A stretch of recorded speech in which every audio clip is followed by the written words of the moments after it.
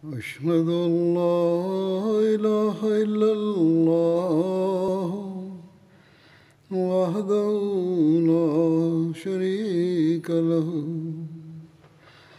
وأشهد أن محمدا عبده ورسوله أما بعد فأعوذ بالله من الشيطان الرجيم بسم الله الرحمن الرحيم الحمد لله رب العالمين الرحمن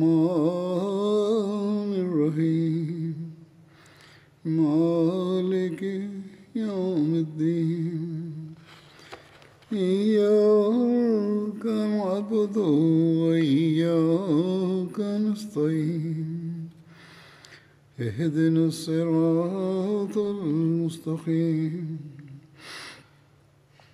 صراط الذين أنعمت عليهم غير المغضوب عليهم ولا الضالين.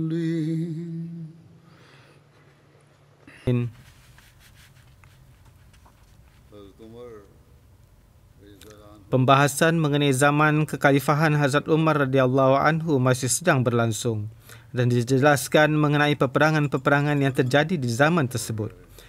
Dengan mengkaji buku-buku sejarah dapat diketahui bahawa pada masa Hazrat Abu Bakar telah berlaku pengepungan Damsyik sehingga beberapa bulan dan tidak lama setelah kewafatan beliau, kaum muslimin telah meraih kemenangan dalam peperangan tersebut. Bagaimanapun, kerana perang ini terjadi di masa Hazrat Abu Bakar, maka perinciannya akan disampaikan nanti pada pembahasan mengenai Hazrat Abu Bakar, insya-Allah. Saya akan menyampaikan peristiwa-peristiwa yang terjadi setelah penaklukan Damsyik. Setelah Damsyik berjaya ditakluki, Abu Ubaidah telah mengutus Khalid bin Walid ke Biqa. Biqa adalah sebuah wilayah yang luas yang terletak di antara Damsyik, Balbik dan Homs, yang di dalamnya terdapat banyak sekali perkampungan. Beliau menaklukkannya dan mengirimkan satu pasukan untuk tindakan selanjutnya. Di sebuah mata air yang bernama Misanun, orang-orang Romawi bertemu dengan pasukan tambahan tersebut. Kemudian terjadilah pertempuran di antara kedua-duanya. Secara kebetulan seorang Romawi bernama Sanan telah berjaya menyerang kaum muslimin dari sebelah belakang Beirut dan telah mensyahidkan orang-orang Islam dalam jumlah yang besar. Beirut adalah sebuah kota yang terkenal di negara Syam yang terletak di tepi laut. Oleh kerana itu, mata air tersebut diberi nama Ainus Syuhada yang merujuk kepada para syuhada tersebut. Abu Ubaidah telah melantik Yazid bin Abu Sufyan sebagai wakil beliau di Damsyik dan Yazid telah mengutus Dihya bin Khalifah bersama satu pasukan ke Tadmur untuk membuka jalan menuju kemenangan di sana. Tadmur untuk membuka jalan menuju kemenangan di sana. Tadmur adalah sebuah kota kuno dan terkenal di daerah Syam yang terletak 5 hari perjalanan dari Aleppo. Yazid yang sedang dibahas di sini adalah merupakan anak lelaki Hazrat Abu Sufyan. Demikian juga beliau telah mengutus Abu Zahra Kushairi ke Basnia dan Hauran, tetapi penduduk di sana telah berdamai. Basnia adalah nama sebuah kampung dekat Damsyik. Hauran adalah sebuah daerah yang luas di Damsyik yang di dalamnya terdapat banyak sekali perkampungan dan tanah pertanian. Syurahbil bin Hasanah radhiyallahu anhu telah meninggalkan ibu kota Jordan, Tiberia, dan telah menguasai seluruh negara dengan cara berperang, dan orang-orang Tiberia melakukan perjanjian perdamaian.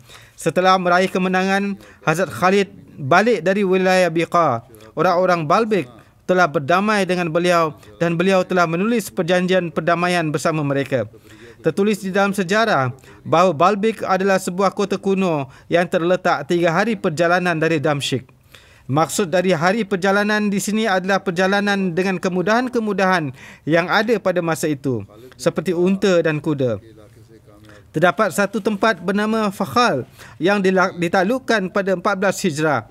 Hazrat Abu Ubaidah radhiyallahu anhu menulis ke hadapan Hazrat Umar radhiyallahu anhu, "Saya mengetahui bahawa Heracles tinggal di Homs dan dari sana dia telah mengirim pasukan ke Damsyik. Tetapi saya susah untuk membuat keputusan. Apakah pertama-tama harus menyerang Damsyik atau Fakhal? Fakhal juga nama sebuah tempat di Syam."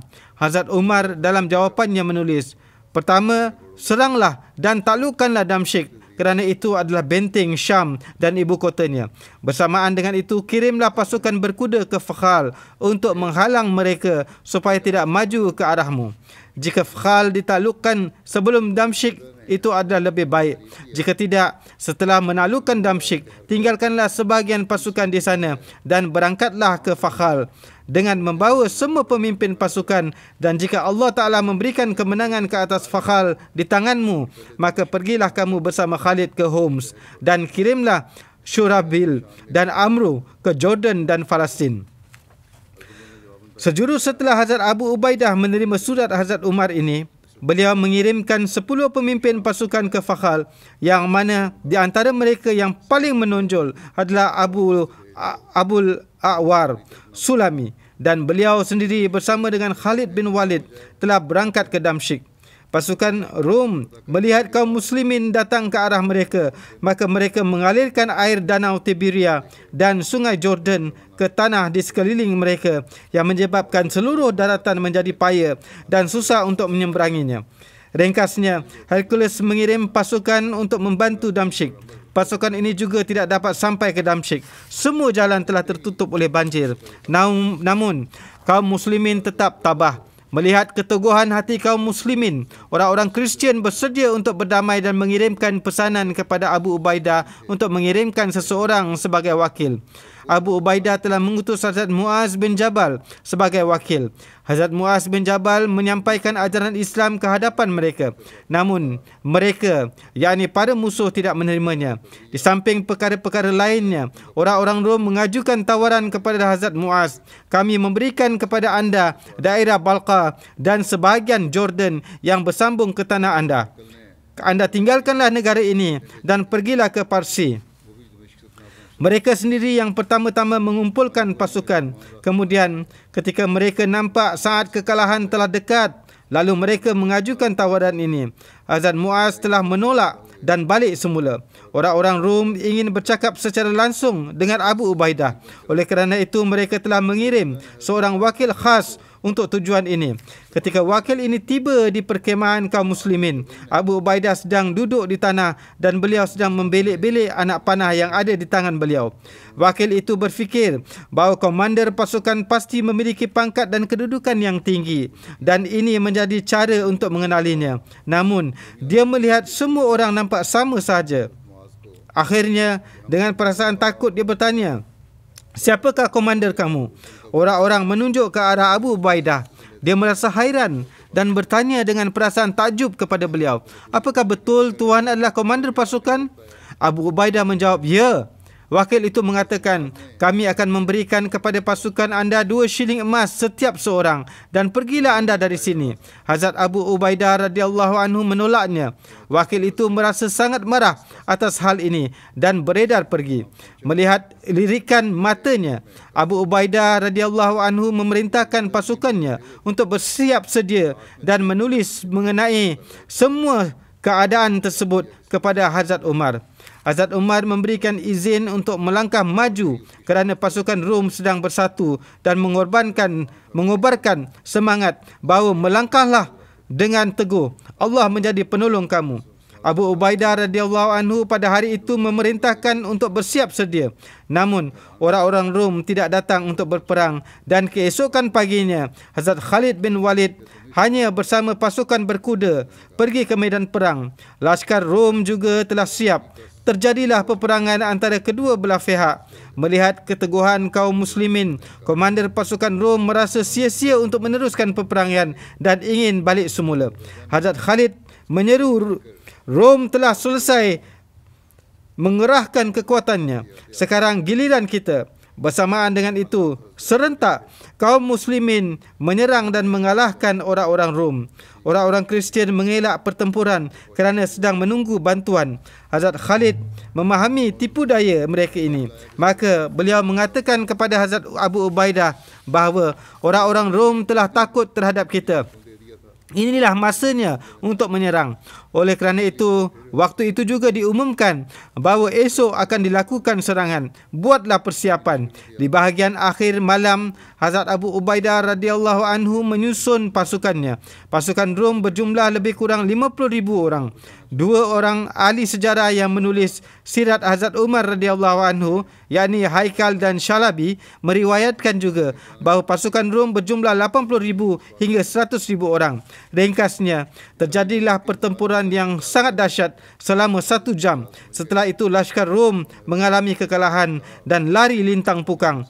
Setelah itu Hazrat Umar memerintahkan supaya semua tanah yang berhasil diambil akan tetap menjadi milik pemiliknya. Tidak ada tanah yang akan diambil dari siapa pun, dan nyawa, harta, tanah, bangunan serta rumah-rumah ibadah semua orang tetap terpelihara. Yang diambil hanyalah tempat untuk dijadikan masjid-masjid.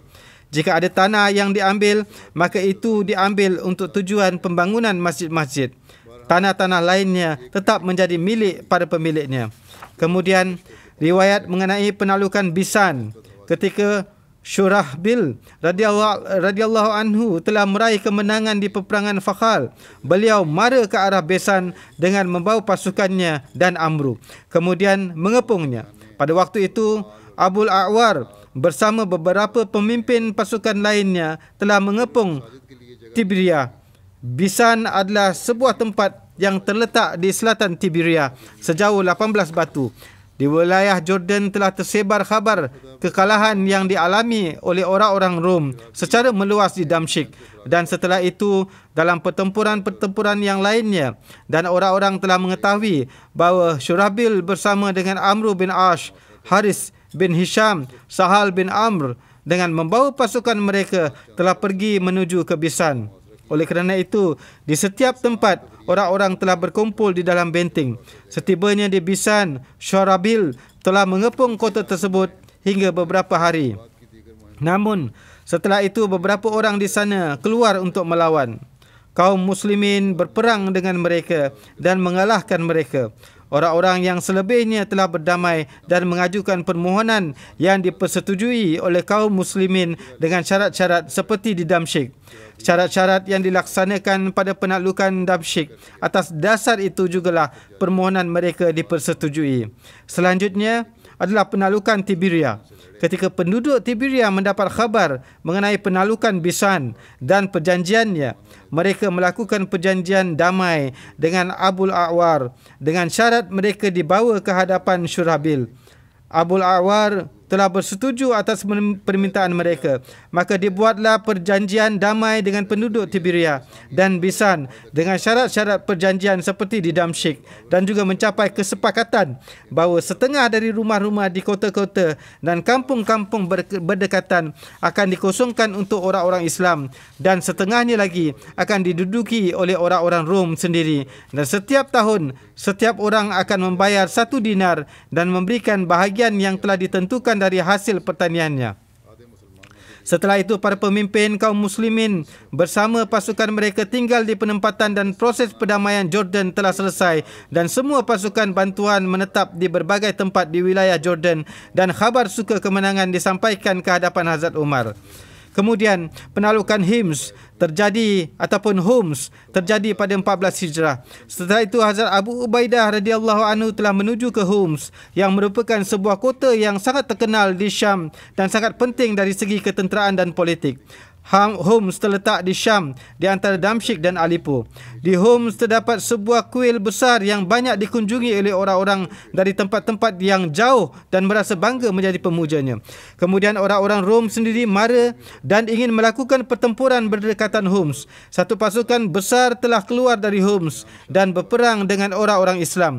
Namun mereka mengalami kekalahan. Setibanya di Homs, Hazrat Abu Ubaidah radhiyallahu anhu dan Hazrat Khalid bin Walid telah mengepung kota. Ketika itu cuaca sangat sejuk. Orang-orang Rom merasa yakin bahawa orang-orang Islam tidak akan dapat berperang hingga waktu yang lama di medan yang terbuka. Bersamaan dengan itu, mereka mengharapkan bantuan dari Hercules. Lalu dia mengirimkan satu pasukan dari Jazirah. Namun, Hazrat Sa'ad bin Abi Waqqas radhiyallahu anhu yang ditugaskan untuk pertempuran Iraq telah mengirimkan sebahagian lashkar untuk menghadapi pasukan ini yang berjaya menghalang pasukan tersebut di sana. Para sejarawan menulis bahawa orang-orang Rom memakai stokin kaki dari kulit, namun kaki mereka tetap menjadi kebas. Sedangkan kaki pada sahabat atau pasukan Muslim tidak memakai apa-apa selain kasut. Hercules menjanjikan bantuan kepada penduduk Homs dan memberikan semangat kepada mereka untuk berperang, dan dia sendiri juga turut pergi berperang. Para penduduk Homs menutup benteng dan berlindung ketika mereka keluar untuk berperang melawan kaum muslimin.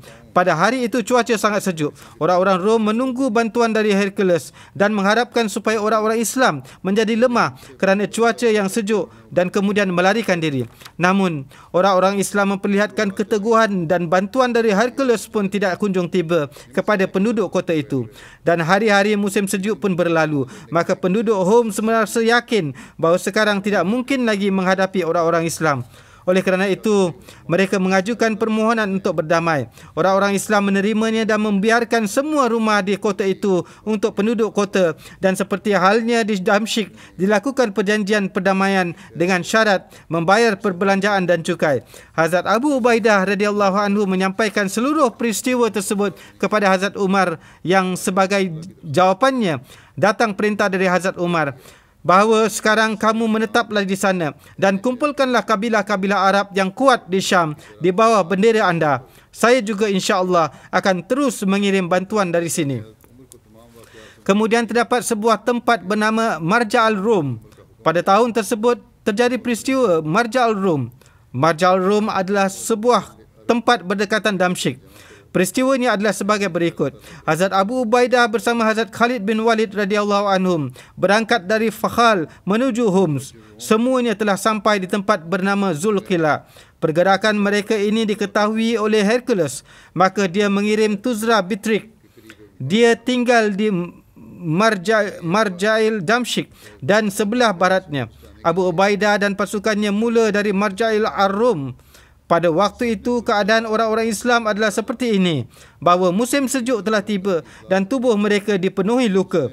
Ketika mereka tiba di Marja'al Rum, Shans, seorang Rom, juga telah tiba dan dia bersama pasukan berkuda berkemah berdekatan Tuzra. Sebenarnya dia datang untuk membantu Tuzra dan menyelamatkan orang-orang Homs. Dia tinggal di satu penjuru dengan pasukannya. Ketika malam tiba, maka komander yang lainnya, Tuzra, telah berangkat dari sana dan disebabkan pemergiannya, tempat itu menjadi kosong. Lawan yang akan dihadapi Tuzra adalah Hazrat Khalid bin Walid, sedangkan Shanaz berhadapan dengan Hazrat Abu Ubaidah. Ketika Hazrat Khalid mendapat khabar bahawa Tuzra telah berangkat dari sana menuju Damsyik, maka Hazrat Khalid dan Hazrat Abu Ubaidah bersepakat mengambil keputusan supaya Hazrat Khalid pergi mengejar Tuzra. Maka malam itu Hazrat Khalid membawa satu pasukan berkuda dan mengejarnya. Di sisi lain, Yazid bin Abu Sufyan mendapat khabar mengenai pergerakan Tuzra ini. Maka beliau berhadapan dengan Tuzra dan kedua lashkar berperang dengan sengit. Ketika kedua-duanya sedang bertempur, Hazrat Khalid bin Walid bersama pasukannya tiba dari belakang pada waktu yang tepat dan beliau menyerang Tuzra dari belakang, yang hasilnya ramai musuh yang terbunuh dari depan dan belakang. Kaum muslimin telah menidurkan mereka buat selama-lamanya. Yang masih hidup dari antara mereka hanyalah mereka yang memilih untuk melarikan diri. Harta rampasan perang yang orang-orang Islam dapatkan dalam perang ini, di antaranya haiwan tunggangan, pakaian dan sebagainya. Hazrat Yazid bin Abu Sufyan membahagikannya kepada pasukan beliau sendiri dan pasukan Hazrat Khalid bin Walid. Setelah itu, Hazrat Yazid bertolak ke Damsyik dan Hazrat Khalid bin Walid kembali kepada Hazrat Abu Ubaidah. Yazid yang dikenal dengan nama buruk dalam sejarah Islam adalah anak kepada Muawiyah, sedangkan Yazid di sini adalah putera ataupun anak lelaki dari Abu Sufyan. Tuzra, pemimpin orang-orang Rom, telah dibunuh oleh Hazrat Khalid bin Walid. Ketika Hazrat Khalid bin Walid pergi mengejar Tuzra, Hazrat Abu Ubaidah bertempur melawan Shanaz. Marja'ul Rum dipenuhi dengan mayat-mayat pasukan musuh. Marja'ul Rum penuh dengan jasad para musuh dan menyebabkan tempat itu berbau busuk. Orang-orang Rom yang telah melarikan diri, mereka terselamat darinya. Sedangkan selain dari mereka, tidak ada yang terselamat dari kematian. Pasukan Muslim mengejar mereka yang melarikan diri itu hingga ke Homs. Lalu, Hazrat Abu Ubaidah bertolak bersama pasukannya menuju ke Hamad.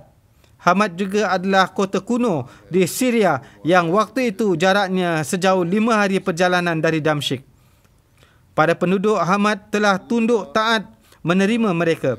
Ketika penduduk Shahzar mengetahui hal itu, mereka juga mengadakan perdamaian seperti mana penduduk Hamad. Shahzar adalah sebuah desa yang terletak sejauh setengah hari perjalanan dari kota Hamad. Kemudian Hazrat Abu Ubaidah menaklukkan Salamiyah.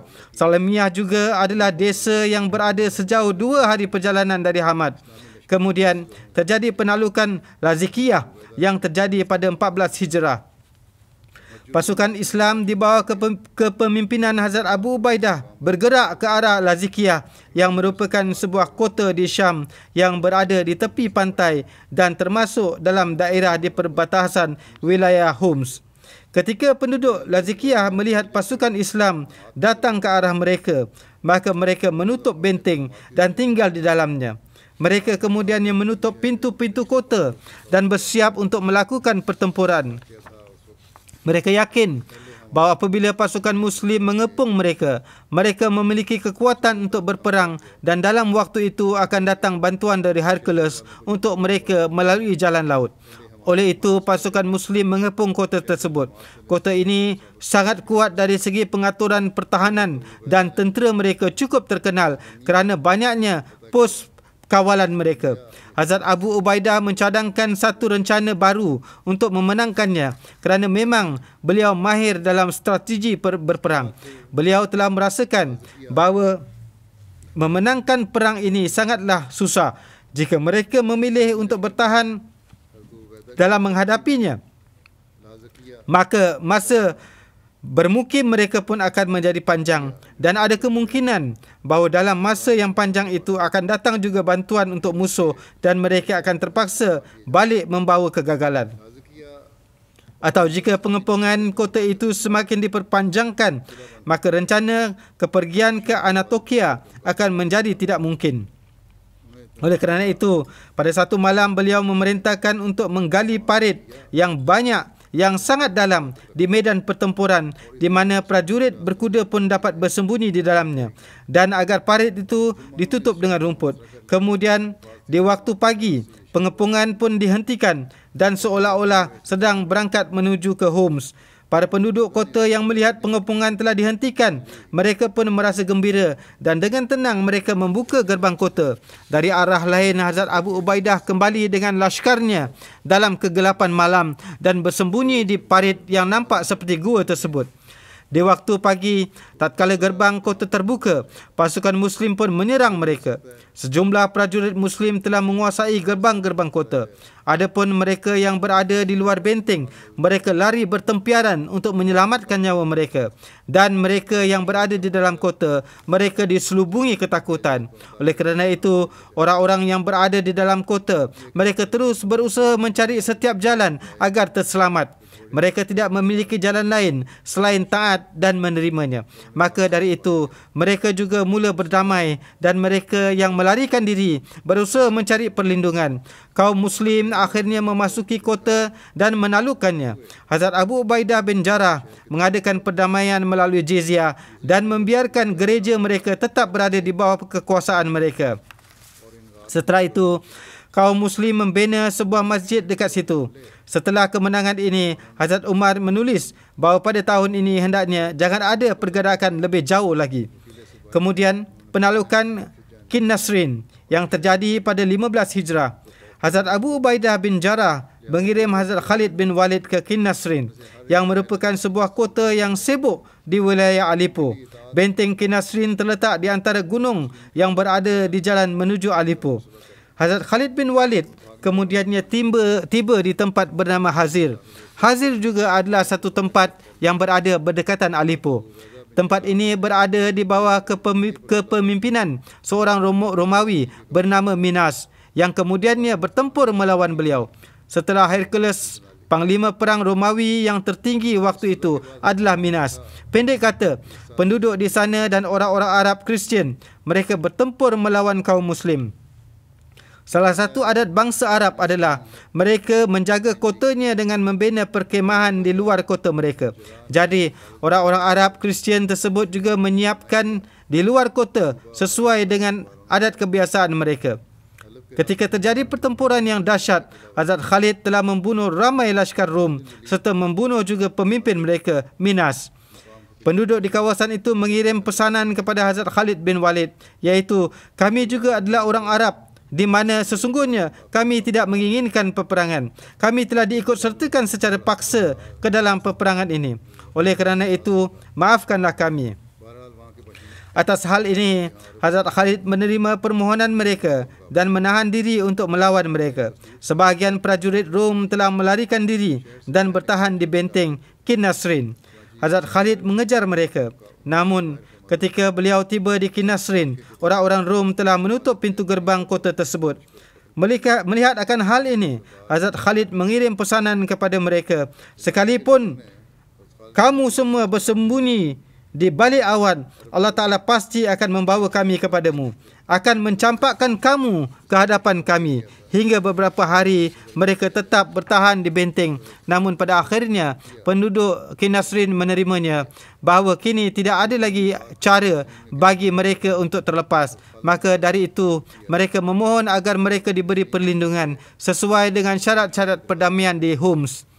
Namun, Hazrat Khalid telah memutuskan untuk menjatuhkan hukuman disebabkan pelanggaran yang sebelumnya telah mereka lakukan. Sebab inilah Hazrat Khalid tidak bersetuju kepada hal lain selain dari memusnahkan kota tersebut.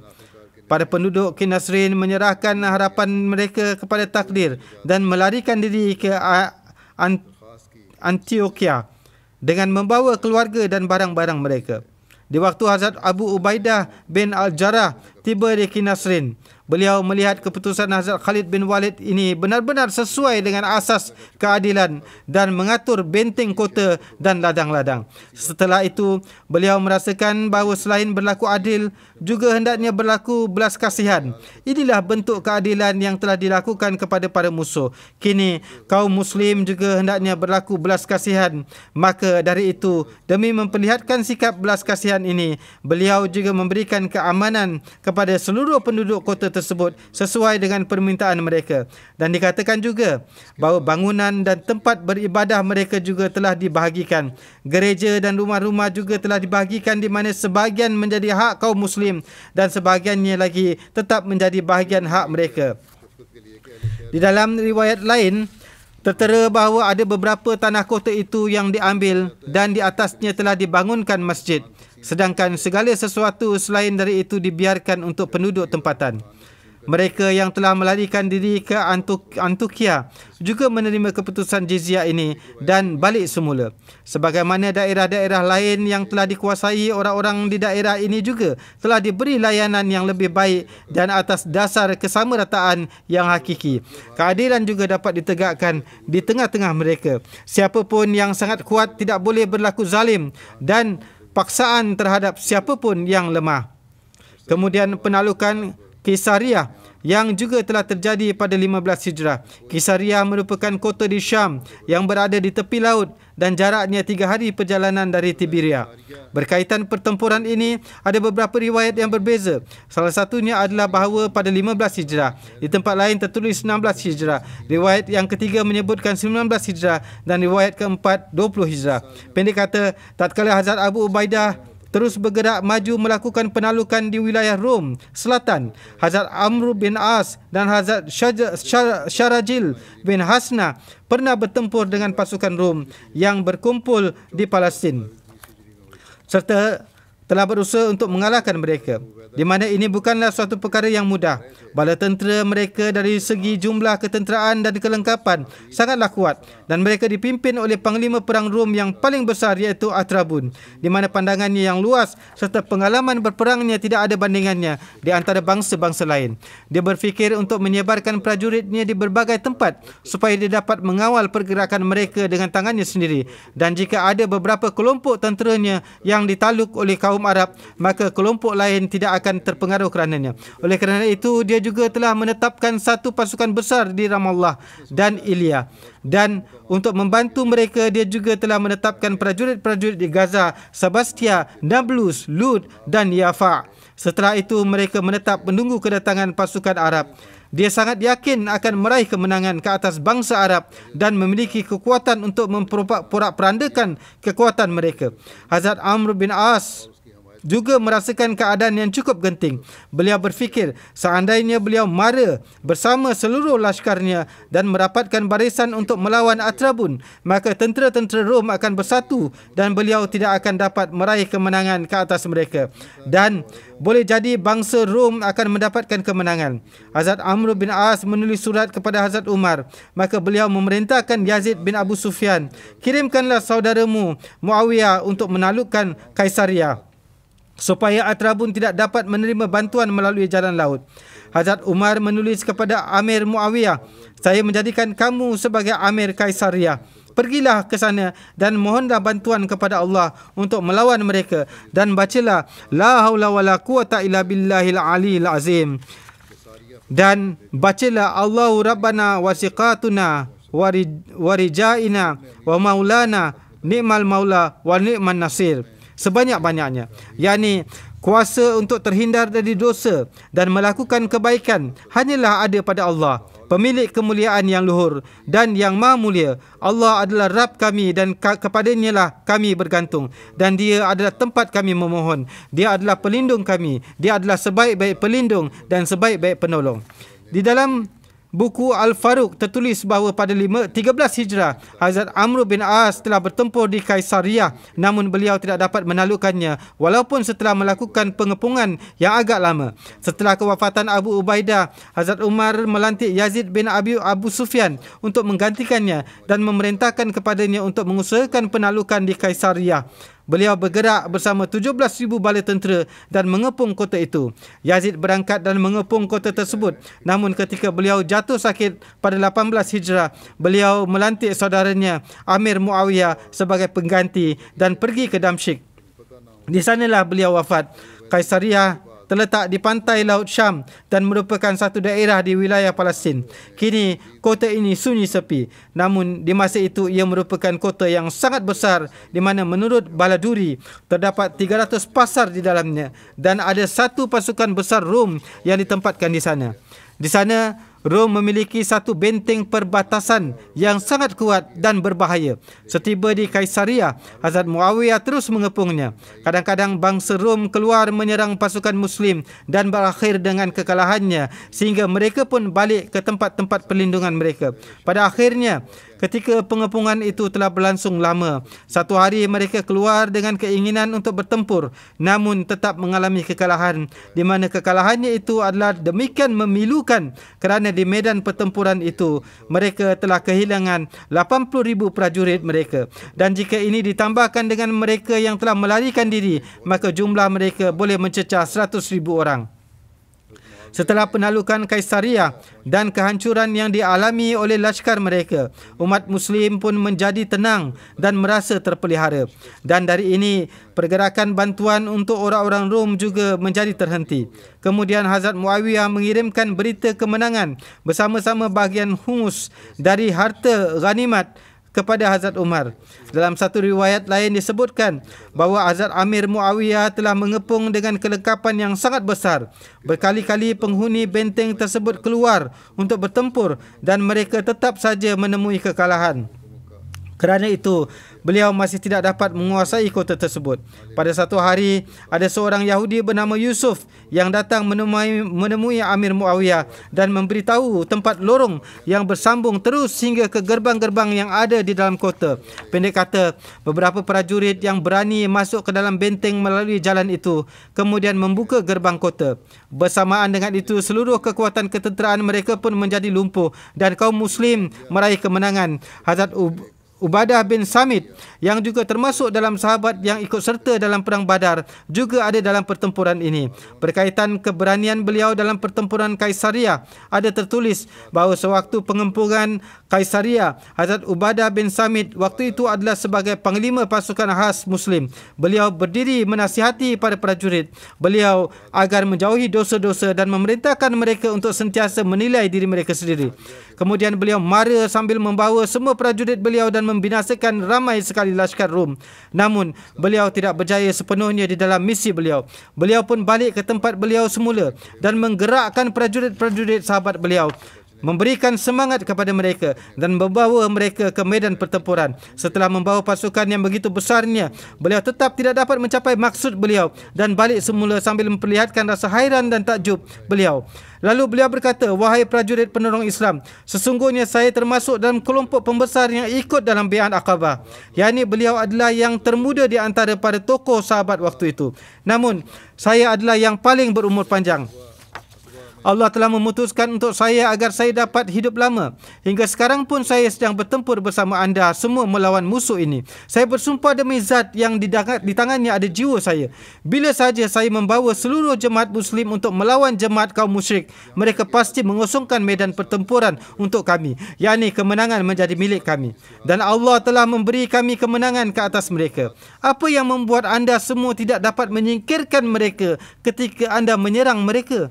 Kemudian berkaitan kekhawatiran yang menyelubungi beliau ini, beliau sampaikan dalam kata-kata berikut.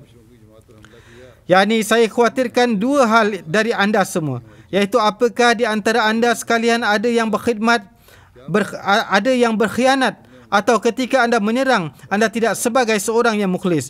Yakni, apakah sebagai pengkhianat atau tidak ikhlas, atau pada saat menyerang, anda tidak ikhlas. Selanjutnya, beliau menekankan kepada mereka agar melafazkan syahadat dengan hati yang sebenar-benarnya dan bersabda, "Saya akan sentiasa ada di depan anda semua dan sama sekali tidak akan mundur ke belakang hingga Allah Ta'ala menganugerahkan kemenangan atau menganugerahkan kematian syahid." Pendek kata, ketika pasukan Rom dan Muslim saling menyerang satu sama lain, Hazrat Ubadah bin Samit melompat dari kuda beliau dan bergerak berjalan.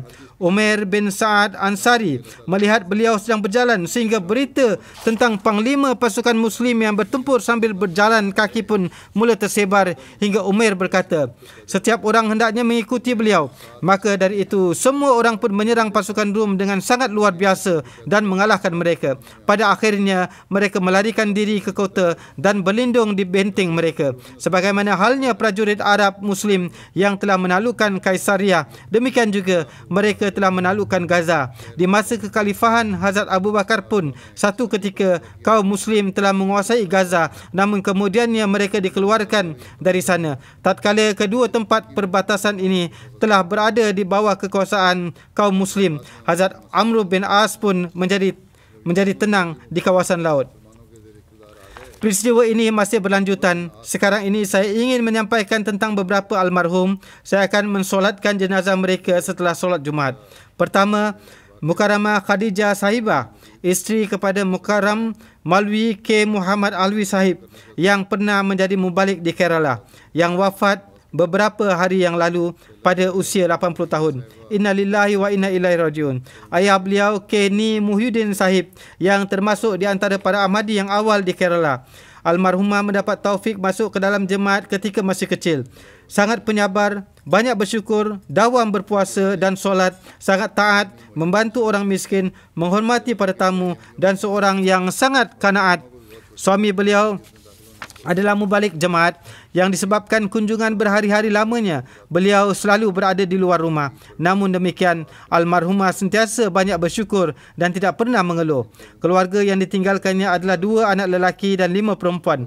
Beliau adalah musia, Anak beliau yang tua, Mahmud Sahib, adalah mubalik jemaat yang wafat pada usia 54 tahun kerana kegagalan buah pinggang. Anak beliau yang lain juga adalah mualim jemaat dan 5 anak perempuan beliau juga semuanya bernikah dengan mubalik. Semoga Allah Ta'ala memberikan maghfirah dan kasih sayangnya kepada almarhumah. Jenazah selanjutnya adalah Malik Sultan Rashid Khan Sahib dari Kot Fatah Khan, bekas Amir daerah Atak. Almarhum wafat pada pertengahan tengah malam 22 atau 23 Ogos. Innalillahi wa inna ilaihi rajiun. Dengan kurnia Allah Ta'ala, beliau adalah seorang musi. Ayah beliau, Kolonel Malik Sultan Muhammad Khan Sahib, biat di tangan Hazrat Muslim Maud radhiyallahu anhu pada tahun 1923 pada usia 23 tahun. Beliau merupakan satu-satunya Ahmadi dalam keluarga beliau. Kemudian bernikah dengan Aisyah Siddiqah Sahibah, anak kepada Chaudhry Muhammad Fatah Ahmad Sahib Sial.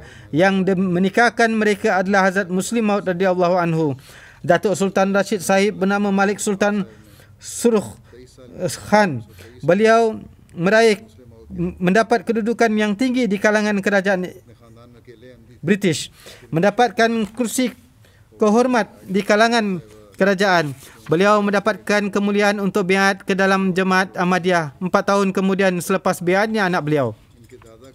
Perkhidmatan almarhum dalam jemaat adalah sebagai berikut: dari tahun 96 hingga 99 dan dari tahun 2005 hingga 2014 telah mendapatkan taufik berkhidmat sebagai Amir daerah Atak. Ketika wafat pun beliau masih memegang jawatan sebagai Ketua Jemaat Kot Fatah Khan.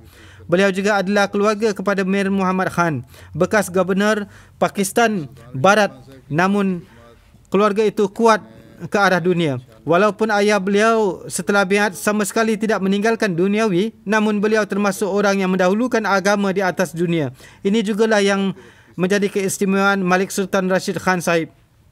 Pada mulanya beliau berwasiat 1/10, di kemudian harinya menjadi 1/7 dan juga telah melunaskan hisab jaidat. Saya rasa untuk jaidat beliau berwasiat 1/10, sedangkan dari penghasilan ataupun dari pendapatan 1/7. Saudara perempuan beliau, Rashidah Sial, menceritakan bahawa pada satu hari Hazrat Khalifatul Masih Ar-Rabi menulis surat kepada saya bersabda, "Ayah, anda merupakan pedang terhunus bagi Ahmadiyah. Sifat itu jugalah yang terdapat dalam diri saudara-saudara anda." Beliau menceritakan berkenaan dengan almarhum, "Saudara kami memiliki hubungan yang sangat dalam dengan khilafat. Beliau selalu segera dalam mengamalkan setiap arahan Khalifatul Masih. Dengan kurnia Allah Ta'ala, beliau sentiasa menjadi khadim khilafat yang dipercayai dan selalu berkhidmat dengan penuh kecintaan. Beliau memiliki kerohanian yang sangat tinggi. Orang yang melihat beliau merasa bahawa beliau tidak ada hubungan dengan kehidupan duniawi. Beliau sangat merendah diri. Beliau tidak banyak bercerita berkenaan dengan hubungan kedekatannya dengan Allah Ta'ala. Bagaimanapun, hubungan kedekatan beliau dengan Allah Ta'ala sangatlah kuat. Siang dan malam beliau dipenuhi dengan doa-doa untuk orang ramai, apakah itu kawan, keluarga ataupun orang yang tidak dikenali. Jika ada kawan, keluarga, bahkan orang lain, tidak ada yang balik dari rumah beliau dengan tangan yang kosong. Banyak juga orang yang memanfaatkan kedermawanan beliau dengan cara yang tidak jais. Tidak ada yang dapat mengingkari hal itu. Seorang wanita datang menemui anak saudara saya dan mengatakan, bagaimana keadaan rumah orang-orang yang memerlukan yang dapurnya hanya menyala dengan bantuan wang pemberian Sultan Rashid Sahib, yakni mereka dapat makan dengan bantuan wang dari Sultan Rashid Sahib. Kami tidak dapat memahami betapa tingginya kedermawanan beliau. Pada satu hari, anak saudara saya bertanya kepada almarhum, apakah orang-orang yang anda khidmati akan menghargai anda dan mengingat kebaikan anda? Beliau menjawab, mungkin tidak mengingatinya, namun niat saya hanya semata-mata semoga Allah Ta'ala reda kepada saya. Seorang saudara perempuan, Naima Sahibah, menceritakan di dalam diri almarhum terdapat semangat yang besar untuk bertablik. Beliau selalu menjadi perantara bai'atnya orang-orang yang berfitrat baik. Beliau selalu meluangkan waktu untuk bertabligh kepada orang yang berjumpa dengan beliau. Kawan ghair Ahmadi selalu datang menemui beliau pada waktu petang, setelah itu berbincang berkenaan dengan kewafatan Isa Al-Masih sampai berjam-jam. Padahal itu dapat membahayakan beliau. Beliau juga memiliki sifat yang aneh dalam kecintaan kepada ibadah. Pada umumnya beliau menyendiri, menutup pintunya untuk bermunajat kepada Allah Ta'ala. Allah Ta'ala juga menganugerahkan ru'ya dan kasyaf kepada beliau. Suatu hari beliau pergi ke Abu Abad pada musim panas. Tiba-tiba beliau merasa sangat gelisah kerana kesulitan wang. Tidak ada yang dapat dilakukan selain berdoa. Beliau melintas di deretan pohon yang rindang. Terdengar suara kuat dan jelas yang berbunyi, La taqnatu min rahmatillah. Isteri Zubairi Sahib, bekas Amir daerah Atak, menceritakan almarhum pernah bercerita kepada saudara perempuannya bahawa pada masa Hazrat Khalifatul Masih Ar-Rabi, almarhum tinggal di rumahnya untuk menghadiri mesyuarat daerah. Wajah almarhum nampak gelisah. Ketika ditanya apa sebabnya, almarhum menjawab, saya akan menyampaikan ceramah namun tidak dapat membuat persiapan sama sekali. Pada keesokan pagi harinya, beliau nampak bersemangat datang untuk sarapan. Berkata, pada malam tadi saya bermimpi berjumpa dengan Hazrat Khalifatul Masih As-Salis rahimahullah ta'ala. Dalam waktu sekejap saja, huzur menuliskan seluruh isi ceramah kepada beliau, sehingga alhamdulillah ceramah saya dapat disiapkan. Ketawakalan beliau demikian rupa sehingga walaupun tinggal di sebuah desa yang dipenuhi oleh para penentang, namun beliau bertahan hidup selama bertahun-tahun dengan tenteram. Tidak ada ketakutan akan perkara itu. Beliau sangat berani, selalu mengatakan bahawa tanpa perintah ilahi, daun pun tidak akan dapat bergerak. Suatu hari, pembantu beliau ingin menghantar balik seorang pengemis dengan tangan yang kosong. Almarhum menasihati pembantunya dengan berkata, jika Allah Ta'ala ingin menjadikan saya sebagai wasilah bagi seseorang, lalu bagaimana saya boleh dengan beraninya memulangkannya? Beliau mahir dalam berbagai topik dialog. Beliau telah berkali-kali menelaah buku Hazrat Masih Maud AS. Diri beliau dipenuhi dengan banyak sekali keistimewaan, dawam berpuasa dan solat, rajin tahajud, banyak berdoa, bercakap dengan penuh bijaksana dan mengakhiri segala topik pembicaraan dengan tabligh. Semoga Allah Ta'ala menganugerahkan maghfirah dan kasih sayang kepada almarhum. Yang berikutnya adalah Yang Terhormat Tuan Abdul Qayyum dari Indonesia yang wafat pada 25 Ogos pada usia 82 tahun. Inna lillahi wa inna ilaihi raji'un. Beliau adalah anak kepada almarhum Maulana Abdul Wahid Sumatri, mubalik non-Hindustan Pakistani yang pertama. Beliau memperolehi gelaran bachelor dalam bidang teknik kimia di sekolah teknik terkenal di Indonesia, ITB. Kemudian untuk melanjutkan pendidikan melalui beasiswa kerajaan, beliau telah pergi ke Perancis dan memperolehi gelaran master dalam bidang ekonomi petroleum. Kemudian beliau bekerja di minyak dan gas, Kementerian Tenaga dan Sumber Daya Mineral. Beliau memegang berbagai jawatan dalam kerajaan. Setelah pencen pun, beliau masih bekerja sebagai tenaga pakar di syarikat minyak dan gas. Pada usia 73 tahun, walaupun sibuk dengan pekerjaannya, almarhum mendapatkan taufik untuk meraih gelaran Dr. PhD dalam bidang teknik kimia di Universiti Indonesia. Almarhum memiliki jasa-jasa yang sangat menonjol untuk negara. Pada tahun 1973, beliau telah mencadangkan satu formula kepada kerajaan berkenaan dengan penjualan gas alam cair, dan untuk itu dalam waktu 25 tahun dari 1974 hingga 2000, kerajaan telah mendapatkan keuntungan kira-kira 110 bilion dolar. Bagaimanapun, para Ahmadi di manapun mereka berada sentiasa bersedia setiap waktu untuk mengkhidmati negara dan bangsa. Namun di beberapa daerah di Indonesia juga terjadi penentangan yang banyak terhadap jemaat akibat dari provokasi ulama. Walaupun demikian, tugas kita adalah untuk selalu bersikap setia kepada negara.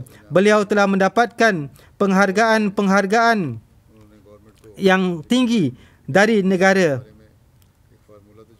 yang diberikan kepada civil servant. Pada tahun 2005, beliau telah mendapatkan penghargaan kedua tertinggi yang diberikan oleh kerajaan Indonesia kepada orang yang berjasa dengan sangat luar biasa di luar bidang ketenteraan. Orang yang mendapatkan penghargaan ini berhak dimakamkan di makam pahlawan dengan upacara ketenteraan. Upacara ketenteraan ini biasanya dilakukan di makam pahlawan, tetapi untuk almarhum oleh pihak tentera telah dilaksanakan di perkuburan Musian di Parung.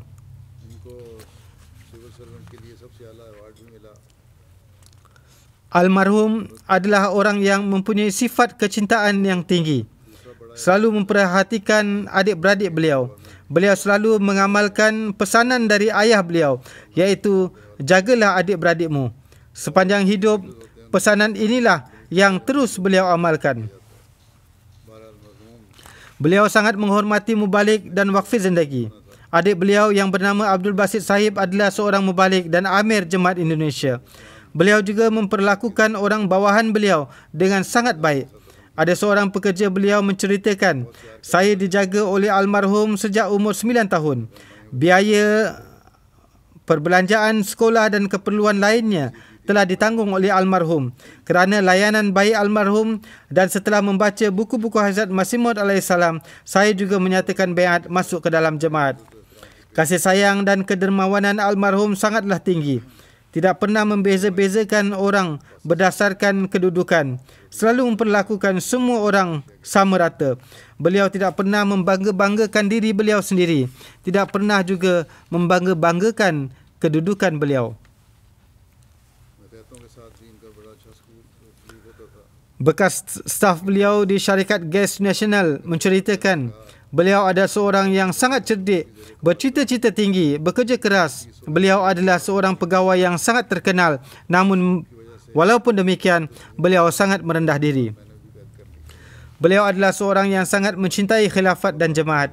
Bila saja jemaat memerlukan pengorbanan-pengorbanan atau menghadapi kesulitan, beliau sentiasa membantu dan memberikan pengorbanan dengan hati yang tulus. Ketika Huzur Khalifatul Masih Ar-Rabi rahimahullah berkunjung ke Indonesia, Huzur juga tinggal di kediaman beliau. Dalam menunaikan tugas sebagai pegawai kerajaan, almarhum tidak pernah menyembunyikan bahawa beliau adalah seorang Ahmadi. Tidak juga di kemudian hari. Padahal di kemudian hari penentangan terhadap jemaat sangatlah kuat. Namun beliau tidak pernah menyembunyikan statusnya sebagai Ahmadi. Beliau selalu bersedia untuk bertablik kepada kawan-kawan beliau dan beliau dikenal sebagai seorang tokoh Ahmadi. Pada satu hari, pengarah Jabatan Elektrik Negara mengatakan kepada menteri bahawa paras air di empangan Cirata telah berkurang. Jika dalam beberapa hari terus berkurang, maka boleh mengakibatkan putusnya tenaga elektrik. Menteri ini memiliki keyakinan akan doa almarhum, lalu memerintahkan pengarah Jabatan Elektrik Negara minta tolong kepada Qayyum. Lalu dia berkata kepada almarhum, tolong bantu saya. Almarhum menjawab, tulis surat kepada Huzur melalui saya. Lalu dikirimkanlah sepucuk surat permohonan doa. Ini terjadi pada hari Selasa. Pada keesokan harinya, yakni hari Rabu, telah turun hujan yang sangat lebat sehingga empangan dipenuhi dengan air. Perkhidmatan-perkhidmatan beliau untuk jemaat juga sangatlah banyak. Ketika pembangunan kompleks Markas Parung menghadapi berbagai halangan, pada satu hari almarhum Maulana Mahmud Ahmad Cima, yang waktu itu sebagai Amir dan Resus Tabligh, memanggil beliau dan menceritakan berkenaan dengan halangan-halangan dana yang dihadapi. Almarhum menjawab, saya akan berusaha menyelesaikannya sendiri. Lalu beliau memenuhi kekurangan dana dan dalam waktu 2 tahun, sebuah masjid yang besar telah siap dibangun. Sebahagian besar biaya pembangunan guest house dan perumahan mubalik di markas adalah sumbangan dari beliau. Di antaranya ada 4 rumah mubalik yang 100% biayanya adalah dari almarhum. Di masa bermulanya MTA Indonesia, hampir semua perbelanjaan ditanggung oleh marhum dan isteri beliau. Perbelanjaan pembelian kamera, salah satu rumah beliau di Jakarta Barat digunakan sebagai studio. Biaya untuk pembayaran allowance pada kru juga datang dari almarhum. Di masa-masa awal homeopati di Indonesia, dari obat-obatan hinggalah klinik, semua perbelanjaannya ditanggung oleh keluarga almarhum. Di masa-masa awal pembangunan sekolah menengah Al-Wahid, perbelanjaan pembangunan ini datang dari sumbangan keluarga almarhum. Beliau juga memainkan peranan yang sangat menonjol dalam pembangunan guest house Indonesia Sarai Ayub di Qadian. Beliau juga membeli tanah yang banyak lalu menghibahkannya kepada jemaat untuk didiami. Mukarram Maksum Ahmad Said, Prinsipal Jamiah Indonesia menulis, kadang-kadang terjadi perdebatan yang cukup panjang dalam mesyuarat Majlis Amlah. Namun, ketika Tuan Amir Nasional yang secara kebetulan adalah adik almarhum memerintahkan untuk menghentikan perdebatan, maka serta-merta almarhum diam. Beliau tidak memberikan cadangan lebih lanjut dan menarik semula cadangannya. Semoga Allah Ta'ala memberikan maghfirah dan kasih sayang kepada almarhum.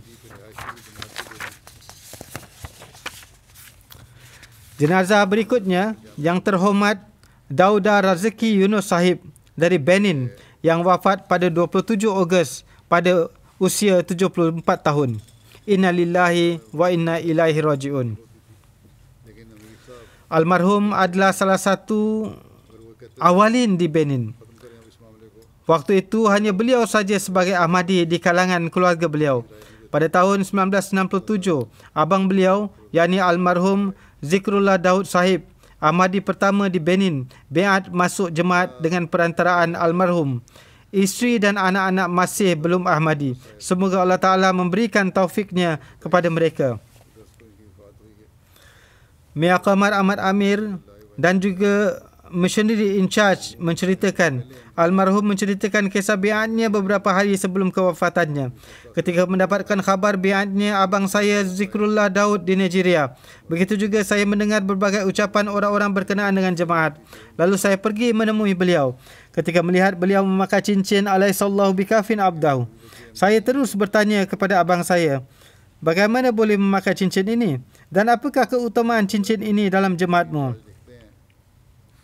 Beliau berkata, pada cincin ini tertulis ayat Al-Quran yang artinya, tidakkah Allah Ta'ala maha cukup bagi hambanya? Dan inilah yang diajarkan oleh pendiri Jemaat Ahmadiyah, Hazrat Mirza Ghulam Ahmad Qadiani alaihissalam kepada kami. Lalu saya bertanya kepada abang, apakah Ahmadiyah adalah agama yang lain dari Islam? Beliau berkata, imam yang kamu tunggu, kami meyakini bahawa imam itu telah datang dan inilah Islam yang hakiki. Setelah mendengarkan hal itu, saya mula menelaah buku-buku karya Hazrat Masih Maud alaihissalam, di antaranya Filsafat Ajaran Islam. Kemudian biat masuk ke dalam jemaat. Beliau termasuk sebagai Ahmadi terpelajar di Benin. Beliau mengambil pendidikan dalam bidang business management di Perancis. Beliau juga adalah bekas pengarah di Pejabat Elektrik dan Air Nasional di Benin. Beliau adalah seorang yang sangat berwibawa, sangat disegani dan terhormat, sangat disiplin dalam solat 5 waktu dan tahajud, dan seorang yang soleh dan mukhlis. Beliau sangat mencintai Hazrat Masih Maud alaihissalam dan para khalifah. Beliau memiliki kebiasaan menelaah buku-buku beliau. Beliau berkhidmat dalam berbagai bidang kepengurusan jemaat dan banyak sekali pengkhidmatan yang beliau berikan terhadap jemaat Benin. Sebelum memegang jawatan sebagai Ketua Humanity First, beliau selalu mengadakan kem-kem perkhidmatan kesihatan dan selalu sibuk sepanjang hari menyertai para doktor dalam khidmati kemanusiaan. Dan tidak jarang beliau melupakan makan.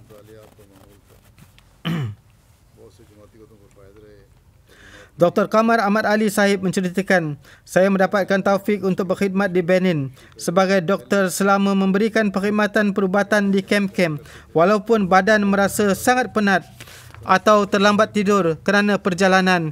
Namun ketika mata saya terbuka, saya selalu melihat almarhum tetap mendirikan solat tahajud.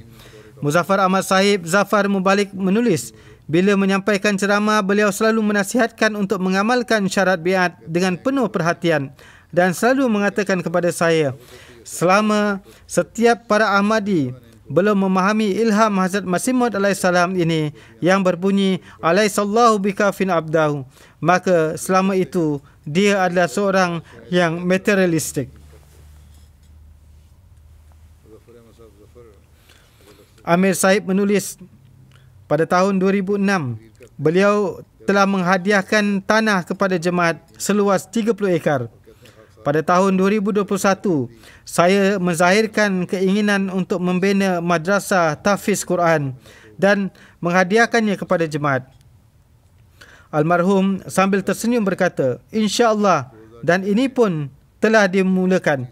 Beliau selalu mengatakan, jika anak-anak Ahmadi berpelajaran, maka jemaat Benin akan menjadi salah satu jemaat yang sangat besar di Afrika. Beliau selalu menghadiahkan buku-buku jemaat yang sangat berharga kepada anak-anak. Ketika berkunjung ke rumah yatim Baitul Ikram, beliau menasihatkan in-charge-nya, Dr. Walid Sahib, mohon diperhatikan sebaik-baiknya kesihatan dan keselamatan anak-anaknya, kerana mereka adalah anak-anak jemaat dan bangsa kita dan kita semua adalah orang tua mereka. Untuk itu, doakan juga untuk mereka. Semoga Allah Ta'ala menganugerahkan maghfirah dan kasih sayangnya kepada almarhum, meninggikan mereka semua. Seperti yang telah saya katakan, saya akan memimpin solat jenazah gaib untuk mereka.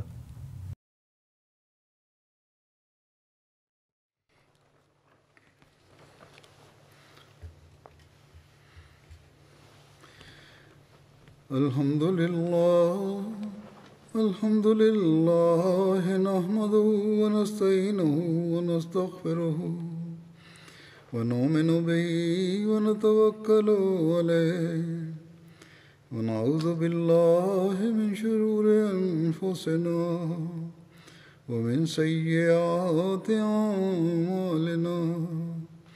Man yahdihillahu fala mudilla lahu ومن يضلل فلا هادي له